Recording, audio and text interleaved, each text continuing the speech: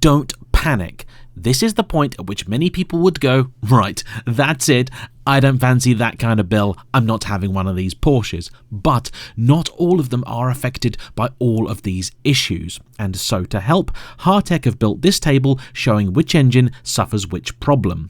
The major one to be concerned about is that bore scoring, and as you can see, there are a large number of cars which are unaffected, including all of the 986 Boxsters, as well as the 2.7 and 3.2 litre versions of the 987. Only the late 3.4s are an issue. And as proof, our own 2003 2.7 litre Boxster is currently on just shy of 190,000 miles, with no evidence ever of any IMS, RMS or engine rebuild work ever having taken place. Caymans are not identical, they have the later upgraded IMS and RMS, but both the 2.7 and 3.4 litre S can suffer bore scoring. On the 911 front, it is only the earliest 996 3.4s which do not suffer from bore scoring, all of the rest having the issue, including the first generation of 997 in both 3.6 and 3.8 litre S guys. Anecdotally, I hear more stories about failures of the S than I do the 3.6, but there is no particular reason for this to be the case. And because of this, many people choose instead to spend the extra money and buy one of the second generation 987 or 997.2s, which have an all-new engine that Porsche introduced called DFI for its direct fuel injection. However, recently I have begun to hear stories that these engines are also now suffering bore scoring, so I thought it would be wise to ask Julian if that was true.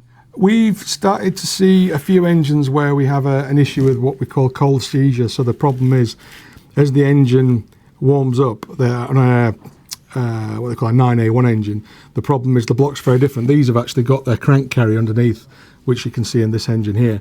Whereas the DF2, the 9A1 engines have got the crank is actually built into the bottom of the block, so it's a lot stiffer at the bottom. So as the engines warm up, the top warms up first, so it expands first, and the bottom takes longer to actually warm up. And over time, we found that the actual diameter of the bore can actually shrink slightly through aging of the block as it settles down. And what happens is that in particularly cold climates, if you start your engine in the middle of winter, you can actually get what they call cold seizures, where the piston actually gets in metal-to-metal contact with the bottom of the block. And a lot of people have attributed this to being bore score, but it's not. It's actually the fact that your piston and your block are actually contacting each other in such a position that you get a cold seizure for a moment, which then means you've got material transfer, which then, because you've damaged the piston, you're dragging that damaged area up and down the block, so you're damaging the block and the piston, and so it doesn't look like bore score, but it's not bore score, it's something totally different. I think we've seen maybe 5 to 10 engines so far with this issue.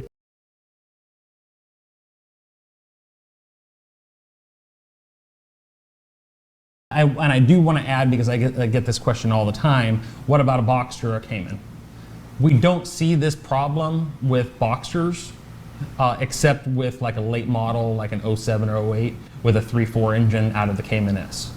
Oh, okay. Because that's actually a Cayman engine in the late Boxster. But that's because the piston material. Yes, right? because, and what we've noticed, again, the engines that have bore scoring have forged pistons, where the base, the 2.5 Boxster, 2.7 Boxster, and the 2.7 Cayman, and also the 3.2 Boxster S, they all have cast pistons. Ah. And on the cast pistons, rather than this printed wear pad, the piston has a plating, like an ironclad plating, and the whole piston's coated, and the plating itself doesn't flake off. So therefore, it never crashes against the sidewall. Right. Cast pistons have less thermal expansion, so they don't move as much. So you have a forged piston, it can handle higher heat. It's more durable, especially under stress, for track days, that kind of stuff. But it starts off smaller at cold temperature because it grows more. So there's more chance for it to rock and pitch and tuck if it's a forged piston. But that cast piston with that full round coating on it and less expansion is a little more stable, back to the bottom of the bore rocking around. Unfortunately, a forged piston is going to rock around a little bit more at the very bottom, which could lead more prone to cracking. So what's funny is, well, not funny, but you typically hear forged whatever, you're thinking that's like the higher end, that's the better equipment or part. But here, for those of you that own a base model, in this case, it's something to be proud about, because you're probably not going to see Bore scoring. Yeah. Yeah, Oh, exactly. Interesting. Yep. Well, there's so many things that can propagate this type of failure. Like Charles said, it's really about welding of those things together. So if you get aluminum on aluminum, you're gonna have bore scoring. So what are the different paths you can get there? Well, obviously the plating coming off, be it from mechanical knocking around forces or from sometimes lack of lubrication, other issues which we'll get into in the series. Those are the reasons that you lose that skirt coating. Once that skirt coating is gone, it's just a tight ticking time bomb until the system's totally destroyed.